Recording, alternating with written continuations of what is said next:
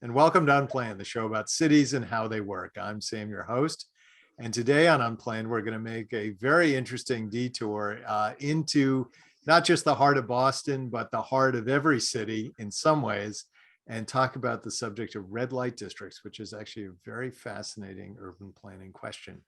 And to help us understand that, we've got the wonderful guest, Jonathan Tudan, who's an architect. He's now out in Seattle, but he has a very long history with the city of Boston. And we're looking forward to hearing him tell us all about this, including his time at Wentworth and a time of living in the combat zone way back in the late 1960s. Jonathan, welcome to Unplanned.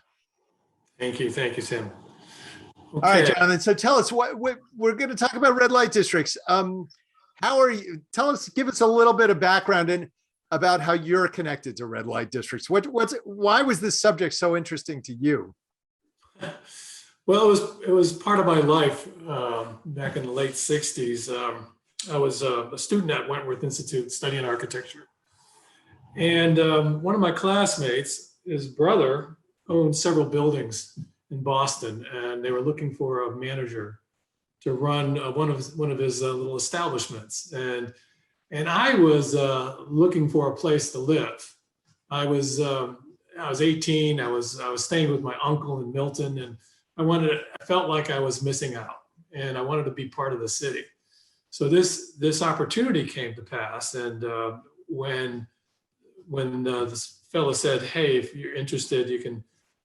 We'd like to have you take a look at the building." And I accepted sight unseen. He didn't mention combat zone. I didn't realize what I was getting into until the night I got there. And I could see it was, this is kind of a strange neighborhood. And I was not a naive kid. I grew up, I thought it was pretty hip, but I was still a bit green. I never had any sex with a woman, never even seen a naked girl in my life. Hadn't ridden on an airplane. I'd never touched a gun. Hadn't done any drugs, and all of a sudden I'm in this new neighborhood to me, and I was just absorbing it all. And little by little, I came to feel very comfortable there. And by the end of my stay, I was dating one of the top strippers in Boston. She was 10 years older than me, had a 4-year-old child. I was still 18, and she taught me a few things. But one thing I come to realize that people are people everywhere, and they weren't any different. I mean, the neighborhood was certainly unique, but the individuals that weren't that unique. I mean, they all had these professions that were a bit on the bizarre side, but they were just people. And so this is fascinating, and I should also add, so the viewers know it, what you're about to do is give us a little bit of a presentation you've pulled together on red light districts and kind of walk us through some of the background, some of the history. But before we jump in, why don't we just say what is a red light district and a little bit about what is the combat zone, because not everybody, I mean, that's one of those interesting things about history is that if you were born in the late 1980s, even if you were born in Boston, you might have had almost zero experience with the combat zone. So tell us quickly, red light district and combat zone. What are we talking about? Let me take you through some of this presentation because it gets into that. All right. Well, let's just jump right into it. Why don't you walk us through? All right, I'll share my screen.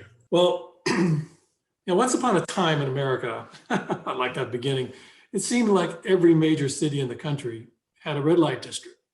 This is a place where adult entertainment businesses could thrive. These places were infamous. Times Square, New York City, and LA had Sunset Strip. Detroit had 7 Miles. Seattle and San Francisco each had a Tenderloin district. And of course, there's Boston's combat zone, where I had a personal connection. In 1969, I took a job as a manager of a 6-story apartment inside the combat zone. I was an 18-year-old college freshman. I was balancing my studies to become an architect with a daily bombardment of these bizarre activities that were occurring under my roof. Needless to say, I did not let my studies get in the way of my education. I wrote about it all in my memoir, Lovers, Muggers, and Thieves. This came out about 2 decades ago. Today, the combat zone, with all the other red light districts across the country, they're virtually gone. They vanished. So what's happened to them? Where did they go and why did they leave? This is a subject with tremendous impacts on city planning across the country. So I'd like to start by reading a few lines from a book I picked up recently. Front Street was alive with young men, sauntering, staggering, laughing, puking, shouting in fierce strife, or striking lewd whispered bargains with girls in bright dresses. They were giddy with liberty, these boys, free to do anything they can think of and pay for, unwatched by stern elders, unseen by sweethearts back home, unjudged by God, who had surely forsaken this small, bright hellhole in the immense inhuman darkness that was West Kansas. I'm reading from a biography of Doc Holliday, this fine gentleman. He spent a lot of his time in Dodge City. The quote was taken from this biography. But, he could easily be writing about any major city or port in Asia, Africa, South America, Europe, and even up into the recent past, Boston. I was approached in 2012 by Salon magazine. They were featuring an article on the demise of the 42nd Street in Times Square and its passing paralleled the end to a similar red light district throughout the country. I'm going to read an excerpt from this article.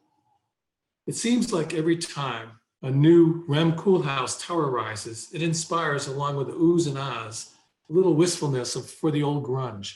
When we say we miss the old sleazy neighborhoods, we're not really mourning the sex, which was always for a small number of men anyway. We're talking about exactly what today's suburban, respectable sex shops can't offer. Bawdy distastefulness, throngs of misfits, unapologetic lack of decorum. These were zones where dysfunctional behavior was embraced. Think of them as a loner's paradise. You could be all alone and yet you're in this midst of teeming humanity. Now there's still plenty of immoral behavior going on, of course. It's just not in the open anymore. Now sex clubs are something you find on Google and prostitution's moved online. It's hard to imagine in today's world unabashed sleaze in a concentrated neighborhood as part of the urban order. Combat Zone was one of those places.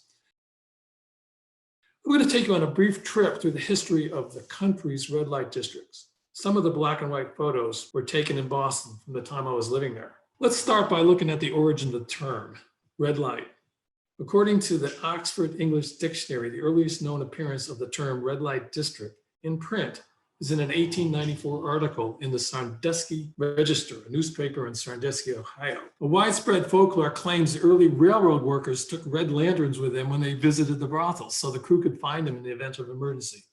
Historically, it's believed the term originates from the practice of placing a red light in the brothel window to indicate to customers the nature of the business.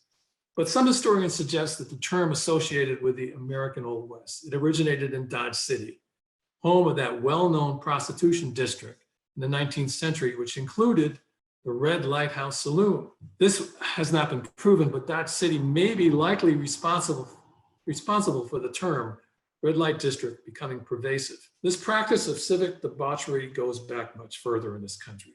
But where did it start? Philadelphia in the colonial era had an area of town called Helltown. In 1797, there were 3 blocks along the waterfront north of Market Street, a rough neighborhood. It was a home for many down and out Philadelphians, vagrants and criminals and prostitutes and taverns. In the Revolutionary War, soldiers took unauthorized leave to frequent New York City's Holy Ground. The district got its name from tenants who set up shop on land leased from Trinity Church.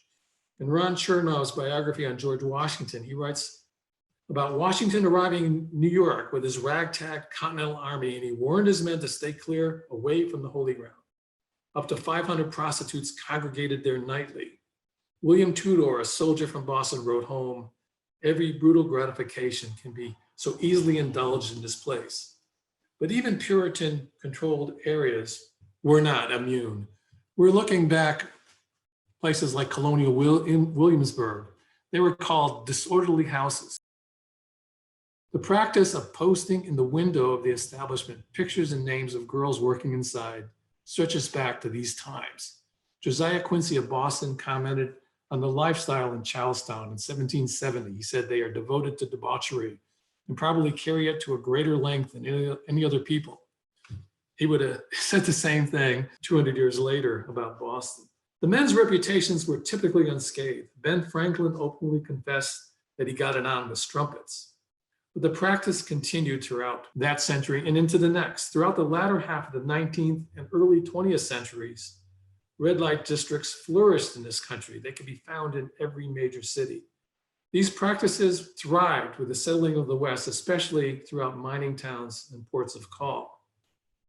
During the early 20th century, the Barbary Coast in San Francisco was one of the most notorious neighborhoods in all of the United States, a place where any manner of vice or lawlessness was daily, if not an hourly occurrence.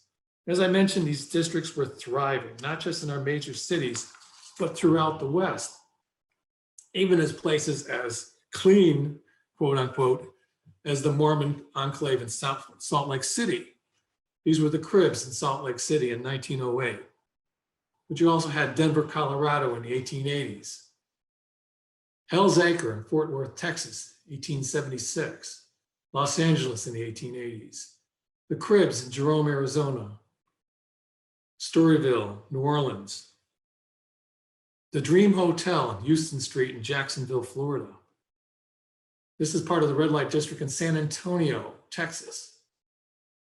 In Bisbee, Arizona. Now, Bisbee was a special kind of place. You had dozens of back-to-back establishments that catered to the luckless miners, places called Manicure Parlor, the Hog Ranch, the Majestic, the Opera Club, People's Theater, Rose Miller's Place, the Mascot. When we moved into the 20th century, these practices became ingrained in our culture. Many cities published these catalogs, blue books, adult movies that came to play in the 1950s. Its name was derived from the Blue Book. Now you had blue movies in the 1950s. The names of these districts were often unique to the territory. Sporting district was a popular term for a legal red light district, but there was other names. To name a few, these monikers across the country. There was Venus Alley in Butte, Montana, Slappy Boulevard in Georgia, Albany, Georgia, the Rabbit Patch in Kingman, Arizona. Now the Blue Book mentions on this one Tenderloin. Tenderloin, that's a catchphrase used by many cities, the Tenderloin District. The label is derived, actually it came from Seattle, making possible a luxurious diet of tenderloin for a corrupt police officer. List inside the open Blue Book and you'll find various places to visit, the names of the girls, their ages, their races of these ladies. The rise of the red light district in the 1890s didn't happen by accident. Until the early 1900s, it was common for American towns and cities to have a red light district filled with saloons, dance halls, brothels, and other venues that offered a continuum of indulgences and intoxication and sex. San Francisco had three. I mentioned earlier the Barbary Coast, that was the most famous. Look at the scene here, it's in early 20th century. It's not much different than what you would see in Boston in the latter half of the 20th century. Victorian era reformers, this is Washington Street, by the way. Victorian era reformers believed it would be impossible to eradicate these establishments altogether. But by confining them to certain areas, vice could be segregated from the rest of the city and controlled. For a modern city, a red light district was, as one reformer once said, a necessity like a sewer. The strategy, though, had the opposite and the intended effect. Instead of containing the city's more coarse instincts, these economic clusters strengthened the drinking, the drugs, and the sex. Since they were located downtown, the red light neighborhoods often blended into the edges of more respectable parts of the business district. I don't know if you're familiar with Sanborn maps. These were created in the early 20th century, and they were kind of a census for buildings. Well, this is a Sanborn map taken from Jacksonville, Florida, around 1910. It's a red light district. It's listing all the girls and all the brothels and the saloons and where you can go to have entertainment. Now, the Victorian era was kind of like a schizophrenic era. I mean, you had this happening on one street, there's a discreet shoe fitting device so you wouldn't get too close to the lady. But meanwhile, across the road or down the street, you had like Madame Lou's parlor. Photo was taken in Seattle in the early 1900s. This was happening across our young nation, and Seattle wasn't immune, but it was big. This is a 500-room brothel. In 1911, the city's mayor and police chief conspired in the construction of a 500-room brothel, supposedly the largest in the world. In 1951, an errant bomber coming off of Boeing Field crashed into the building, and they had to tear it down. In the early part of the 20th century, though, cultural attitudes were undergoing a transformation. A new class of reformers started taking a different view towards urban vice. It was dangerous. It should be eradicated. Sex workers were recast from no good, disgraced women to innocents who were being lured into a life of evil. This is a newspaper article published in 1913 in San Francisco. It talks of the outcast woman's story of her life and experience in the shadows of Cast by the Red Light. This is a cover of Puck magazine. White slavery, young women were being kidnapped and coerced into working as prostitutes and kept in bondage through debts supposedly owed their madam. It's a book called White Slave. And movies were coming out too. This is the Anti-Prostitution Loyalty Oath. This is from the movie From Traffic and Souls in 1913. So opposition was becoming a national phenomenon. A movement was beginning in Seattle, actually. This is a photo from 1915. These the city clergy and grandmothers and middle-aged matrons and young mothers, the Salvation Army band, they all got together and they marched on the red light district, or Seattle's bottomless cauldron of sin. We must eradicate this. The practice of districting sex trades ended up becoming a blip in American city planning. This well-intentioned policy failed to achieve its intended goals. The districts were swept away in one short decade with a well-executed campaign to pass red light abatement laws in cities and states across the country. Progressive informers started organizing campaigns to eradicate such neighborhoods. The first red light abatement law was passed in Iowa in 1909. By 1914, similar laws were passed state by state. New laws didn't regulate the behavior of people, but the use of buildings. Zoning was coming into play for the first time. The most powerful opponents of such bills were often the real estate industry. They benefited from the high rents the vice businesses could pay. But the reformers had won over the public. By 1916, 47 cities had shut down the red light districts. A year later, those had grown to 80. By 1919, 41 states had passed red light abatement laws. So these red light abatement laws in the US had a major impact on adult entertainment, all the way up, kept it in check, by the way, all the way up until the 1970s. But in the 1970s, things got more strange, more brazen. Something happened. What was that? These fine people sitting in the Supreme Court. They codified the protection of these rights from the very top of government and secured their place in the civic diaspora of adult business. Again, the notion was, we're not going to abolish it, rather we're going to contain it. Adult entertainment businesses achieved the status as protected First Amendment speech. Well, this brings us back to Seattle and Boston, and went kind of crazy in the 70s. This is a shot of a theater in Seattle, and then you have one in Boston, same time practically. This is a shot also in Boston on the corner of Essex and Washington Street. It was a deli turned into a porn shop, and now I think I believe it's a Dunkin' Donuts, the Combat Zone in Boston. And this neon up in here, this was an interactive neon sign that actually flashed back and forth, kind of get the idea what's going on there. And of course, the creme de la creme of the red light districts, I guess you could say, 42nd Street in New York City. There was an author by the name of Alan Friedman. He described the scene in his book, Tales of Times Square, and he explains the district's fascination, which is not unlike what was happening in Boston. He writes, because it transcends ordinary experience, it was like going through the looking glass. Times Square was a world that was upside down and in another dimension. It was bizarro Disney, a fabrication that existed in the imagination as much as it did in real life. When looked at through the lens of Main Street in America, according to Norman Rockwell, this was the ultimate anti-street. And Hollywood, of course, got into the act, but the story was a bit romanticized. I mean, Kitty, she ran a brothel. You didn't really get that sense when you watched Gunsmoke, but that's what was happening. And it was Dodge City, by the way. John Wayne in North to Alaska, he's romping it up in a brothel. Irma La Douce, takes place in Paris, actually.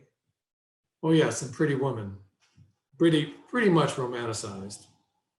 The reality was quite a different spin from this scene that was depicted there. This is from Taxi Driver, Martin Scorsese's fabulous movie. This reminds me a lot of what the combat zone was like. So if you get a chance, you want to see this movie, kind of get a feel for a little bit for what the combat zone was like.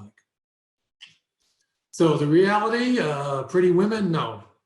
In Boston, 1970, this is a similar scene.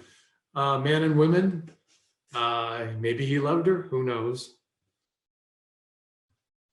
And the experiential events in the combat zone were quite different for different people, depending on your perspective, especially if you were a male or female.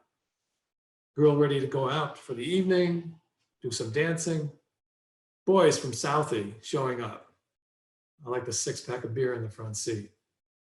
I think I bumped into these guys occasionally. This guy had a little too much fun. This is the morning after downtown in the combat zone. Girl just hanging out, chilling between acts.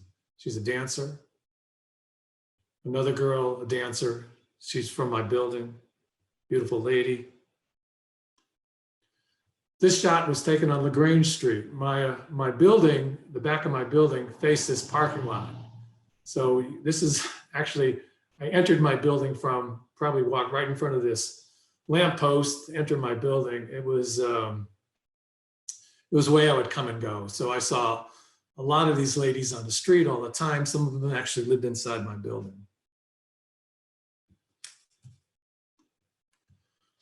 And it did get kind of testy at times. There were a lot of illegal activities going on. Police were often coming to my building, coming to the rescue to ladies and arresting boys and men. It's quite a time. So the secondary impacts, what was happening besides the entertainment, quote unquote, decreases in property values, increases in property crime and sex crimes, the general neighborhood deterioration. When several adult businesses are concentrated in a particular area like this, the effects become exponentially worse. In the last quarter of the 20th century, cities had engaged in well-publicized zoning action to regulate the presence of adult entertainment. The combat zone was actually zoned for adult entertainment. It got smaller as time went on, but eventually it's been evaporated. These efforts were largely a response to negative impacts adult businesses have on the surrounding communities. Boston took the lead in this action, and the tide started to change. Some people say that the death of the city's red light district began ever since VCRs and the internet turned every living room into the Pussycat Theater. I'll use Boston as an example of these changing tides, but they're no different than what happened all across the country. During the 90s, Boston combat zone begins to come down. In the past few decades, the combination of years of grassroots activism by neighboring Chinatown residents, aggressive police work, and massive urban renewal projects instigated by the Boston Redevelopment Authority, they all combined to stem crime and close most of the adult businesses. With some backroom assistance from politicians, developers swooped into the heart of the city and purchased for a song the most prime urban real estate the country has to offer. So combat zone started coming down about the late 90s. I'm going to show you some before and after shots of these effects from my old neighborhood. This is Washington Street in the 1970s. And this is it about 10 years ago. Washington Street in front of, I think this is I think it might be the Pussycat Theater. And I used to see this gentleman preaching. I actually wrote about him in my book. one evening. He stands in front of the clubs, and it's funny. I saw these photographs after I wrote the book. So they kind of bring to mind exactly what my experience was. That's the same scene today. Washington Street, that's today. The Grange Street, my backyard, today. Intermission Lounge, adult movie theater. I like this brownstone, this muscular looking building on the right here. And that's it today. So these transitions, Emerson College came in, Suffolk University developed more space, Massachusetts Register of Motor Vehicles came in, Millennium's Ritz-Carlton Hotel, Lowe Cinema, renovated Boston Opera House, a luxury apartment tower called the Archstone, the W Hotel, that's all came into play. So what's left behind? What's left behind is history. History of these places, these events. They're delegated today through fiction, through memories, through fantasies, and yes, even through museums. There you have it.